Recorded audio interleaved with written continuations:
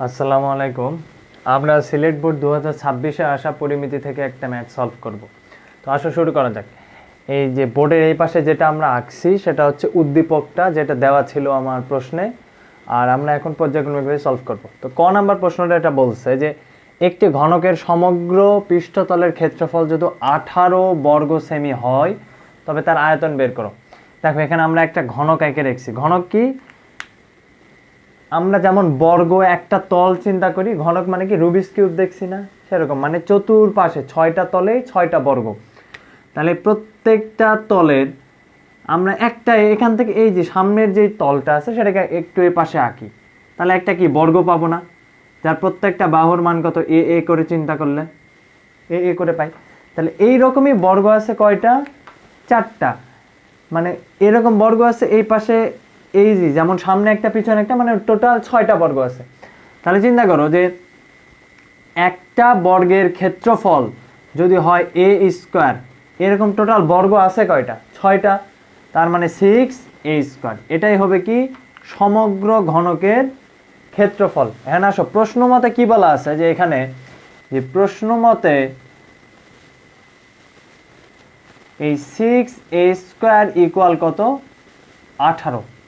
তাহলে আমরা কি বলতে পারবো এখান থেকে যে এ স্কোয়ার ইকুয়াল 18/6। তার মানে কত? এ স্কোয়ার ইকুয়াল 3। অতএব এ সমান সমান কত? √3।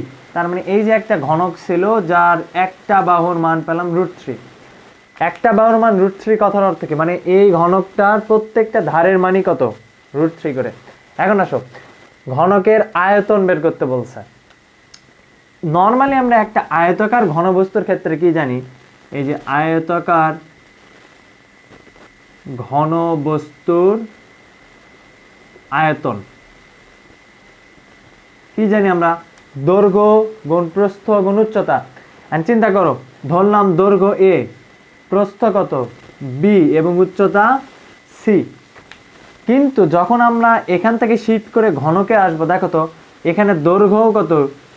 এ, প্রস্থ এ, উচ্চতাটাও কত? এ না। তাহলে এই যে এই তিনটাই হয়ে যাবে কত? এ এ এ। যখন এ এ এ তিনটা লিখলাম সেটা আর কি আয়তাকার ঘনবস্তু থাকলো না, সেটা হয়ে গেল কি আমার ঘনকের আয়তন। তার মানে কত? এ কিউব। বুঝা গেছে? তাহলে এই যে ঘনকের আয়তন এ কিউব কত হবে? আমরা তো এর মান একটু আগে বের করছি, কত? √3। তাহলে √3 তার উপরে কত? Whole cube. তার মানে কোনো কিছুর উপর কিউব করলে কত আসবে? 3√3। এখানে একক কি ছিল? সেন্টিমিটার। তার মানে এটাও হবে কত? ঘন সেন্টিমিটার।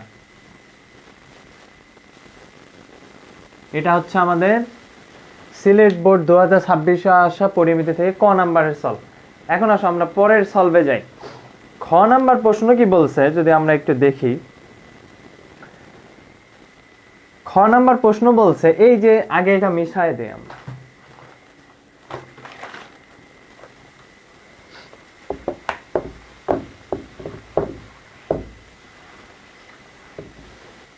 এখন আসো, খ নাম্বারে বলছে যে বিএফডি বৃত্তচাপের দৈর্ঘ্য নির্ণয় করো। আচ্ছা, প্রশ্নটা একটু লিখি আমরা যে বিএফডি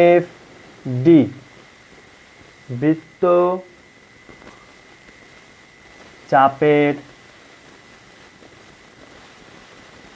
দৈর্ঘ্য হোয়াট। এখন আসো, বিএফডি কোথায় আছে? দেখো তো এই চিত্রতে তাকাও, এটা আমার উদ্দীপকে দেওয়াই ছিল চিত্র। তাহলে দেখো এই যে বিএফডি, আমরা যদি একটু এখান থেকে চিত্রটাকে আলাদা করে নিই, এই রকম চিত্র। এটা কত ছিল? বি, এটা এফ, এইটা ডি। এইটার মান আমাদের বের করতে বলছে যে বিএফডি, এই যে বৃত্তচাপ, এই বৃত্তচাপটার দৈর্ঘ্য কতখানি হবে। দেখো এটা খুব বেশি জানে। এখন আসো যে বৃত্তচাপের আসলে সূত্রটা কি হবে, আমাদেরকে সূত্রটা একটু জানা লাগবে। আমরা ম্যাথে পরে আসি। ধরে নিলাম এই যে বৃত্তচাপটা কেন্দ্রে থিটা কোণ উৎপন্ন করতেছে, তাই না? আচ্ছা, আমরা সূত্রটা কিভাবে, পরীক্ষায় কোনো কারণে সূত্র মনে আসতেছে না, তাহলে কি করতে পারি? দেখো যে আমরা চাপ বের করব, তার মানে এই যে একটা পূর্ণাঙ্গ বৃত্ত চিন্তা করো, তাহলে এই বৃত্তের কেন্দ্রে উৎপন্ন কোণটা কত? 360 60 ডিগ্রি। এবং বৃত্তের এই যে পুরা রাউন্ডটা, এটার কত পরিধি, কত 2πr। তাহলে চিন্তা করো তো যে আমরা যদি 360 ডিগ্রি কোণের জন্য বৃত্ত চিন্তা করি, তাহলে আমরা বৃত্তচাপের দৈর্ঘ্য পাইতেছি কত, 2πr না? তাহলে আমরা কি লিখতে পারি যে 360 ডিগ্রি কোণের জন্য বৃত্তচাপের মানটা হয় কত, 2πr। তাহলে দেখো তো যে 1 ডিগ্রি কোণের জন্য এই মানটা কত হবে, 2πr, নিচে কত আসবে, 360। এখন আসো, পরীক্ষায় তো এই থিটার মানটা বিভিন্ন মান হইতে পারে, আমরা তো আর জানি না ফিক্সড কোন মান আসবে। ধরে নাও আমি ধরে নিলাম এই জন্য থিটা ডিগ্রি, তাহলে সেটা ডিগ্রির জন্য কত আসবে, 2 দিয়ে যদি এখানে কাটাকাটি করি কত আসবে, নিচে πr, আর নিচে কত আসবে, 180 ডিগ্রি। আর এই যে থিটা যায় গুণ হবে, তাহলে πr থিটা।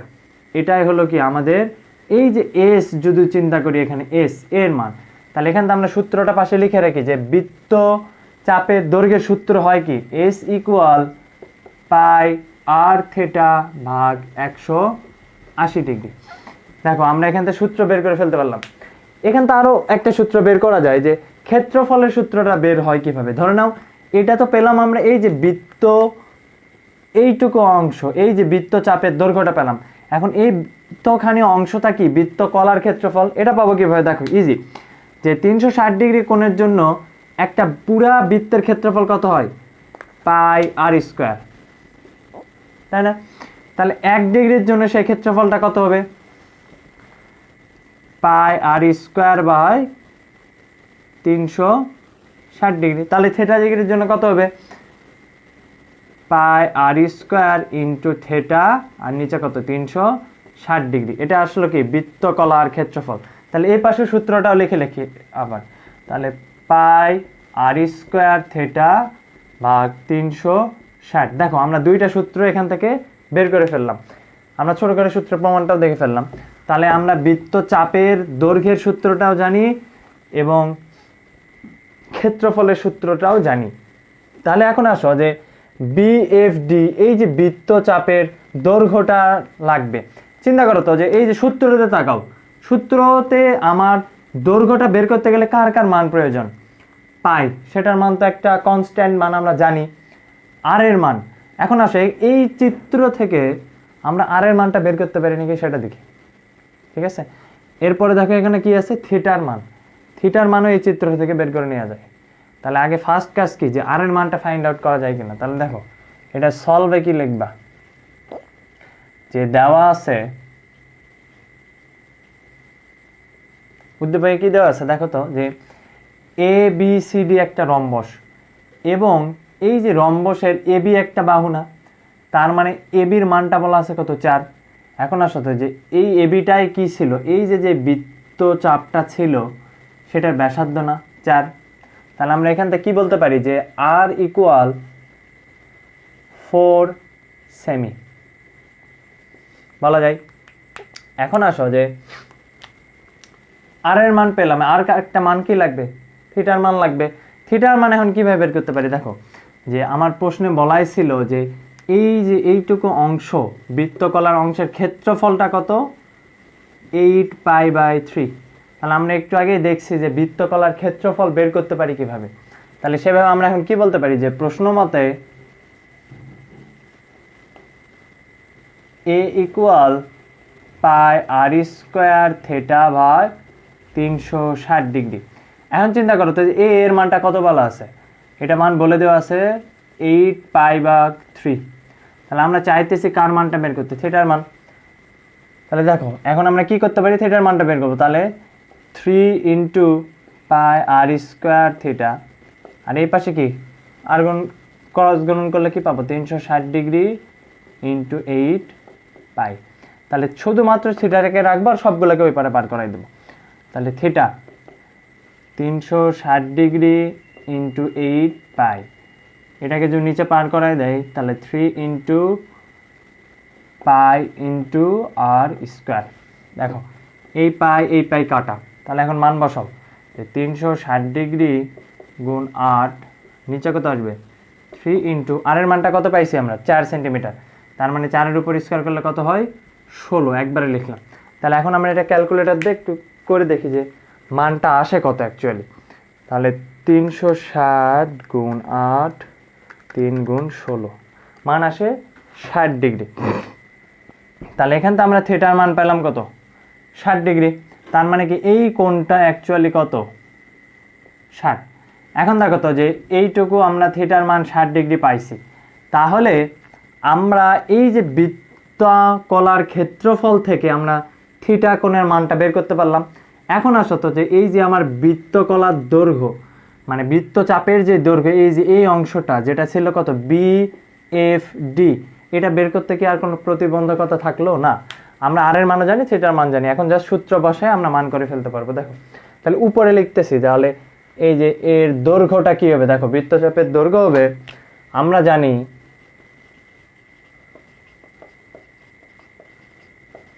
যে বৃত্তচাপের দৈর্ঘ্য S ইকুয়াল পাই আর থিটা ডিভাইডেড 180 ডিগ্রি। পায়ের মান কত 3.1416 ইন্টু আর এর মান কত, একটু আগে দেখছি আর এর মান ছিল 4, থিটার মান কত 60 ডিগ্রি, এবং নিচে কত আসবে 180। এটা এখন ক্যালকুলেশন করে দেখবো যে কত উত্তর আসে। 3.1416 গুণ 4 গুণ 60 নিচে 180, তাহলে এটা অ্যান্সার আসতেছে 4.189 সেমি। এটা হচ্ছে আমাদের খ নাম্বারের অ্যান্সার। খ নাম্বার হয়েছে। এখন আমরা গ নাম্বারের পরেরটার সলভে চলে যাব। পরেরটা সলভ আরো অনেক ইন্টারেস্টিং।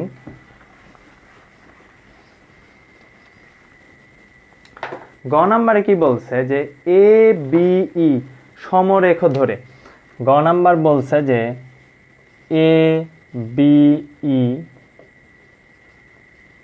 সমরেখ ধরে চিত্রের গাঢ় অংশের ক্ষেত্রফল।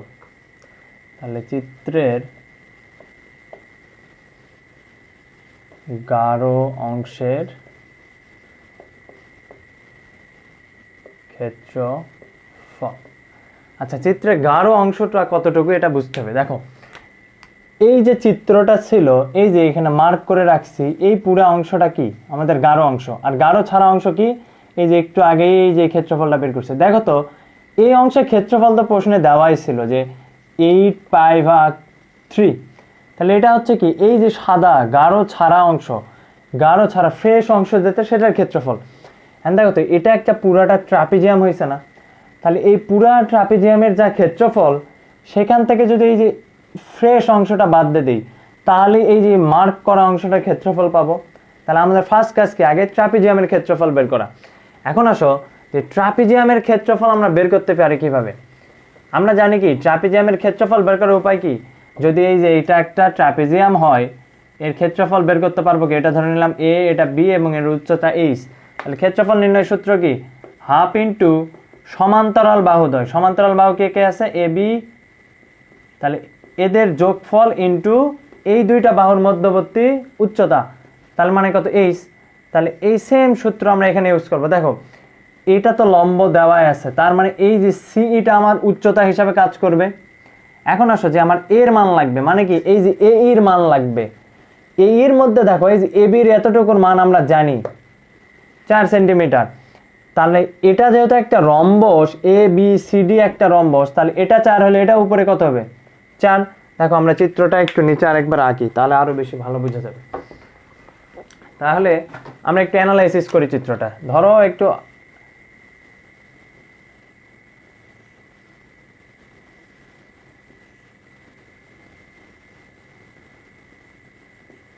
এইটুকু অংশ কত ছিল, একটা রম্বসের 4, তার মানে এটাও আসবে কত 4, এটাও আসবে 4, এটাও 4। এখন মার্ক করা অংশ কতখানি, এই অংশগুলো আমাদের কি মার্ক করা অংশ।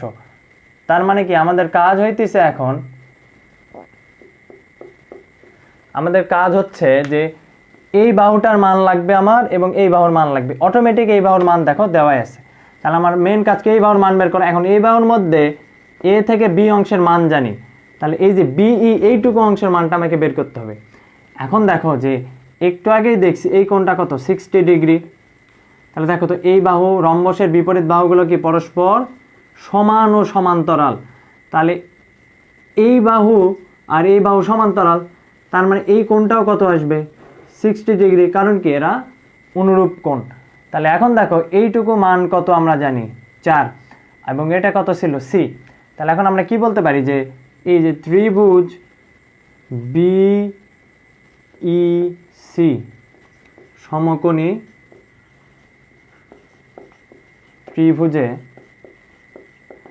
আমরা কি জানি যে সমকোণী ত্রিভুজে কোণের বিপরীতে যেটা থাকে সেটা হচ্ছে কি লম্ব, আর এটা হইতেছে কি ভূমি। তাহলে আমরা এখান থেকে কি বলতে পারবো যে এই ত্রিভুজের ক্ষেত্রে সাইন সিবিই ইকুয়াল লম্ব বাই অতিভুজ, সাগরে লবণ অনেক। তাহলে লম্ব কত এখানে সিই, আর অতিভুজ কত এখানে বিসি। তাহলে আমরা চাইতেছি কি এই যে সি এর মানটা বের করতে। তাহলে আমরা জানি এইটুক কোণের মান কত 60, তাহলে সাইন 60 ডিগ্রি ইকুয়াল সিই বাই বিই, সরি বিসি। তাহলে সাইন 60 মান কত √3/2 ইকুয়াল সিই বাই বিসির মান কত এখানে 4। তাহলে এই পাশে করতেছি যে আমরা এখান থেকে পাই কি যে সিই ইকুয়াল 4√3/2, এই যে 4 কে আর গুণন করে দিছি। তাহলে এখানে কাটলে কত 2, অতএব 2√3 সেমি। এইটুকু অংশের মান আমরা পাইলাম। এইটুকু অংশের মান কত 2√3। এখন আসো এইটুকু অংশের মান এখন লাগবে না। দেখো সাইনের সাথে সম্পর্ক নিলে আমরা পাই কি লম্ব বাই অতিভুজ। তাহলে আমরা যদি কজের সাথে সম্পর্ক নিই তাহলে কি পাবো ভূমি বাই অতিভুজ। তাহলে এরপরে কাজ কি এইটুকু অংশের মান বের করা। তাহলে আমরা এখন কি করব যে কজের সাথে সম্পর্ক নিব, এই পাশে করতেছি আমরা।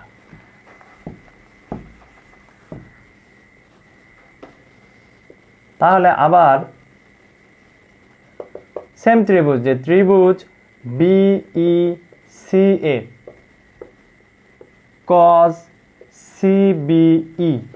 সিবিই ইকুয়াল, এবার কি নিব ভূমি, ভূমি কত বিই বাই অতিভুজ কত বিসি। এখন আসো যে cos এটার মান কত 60,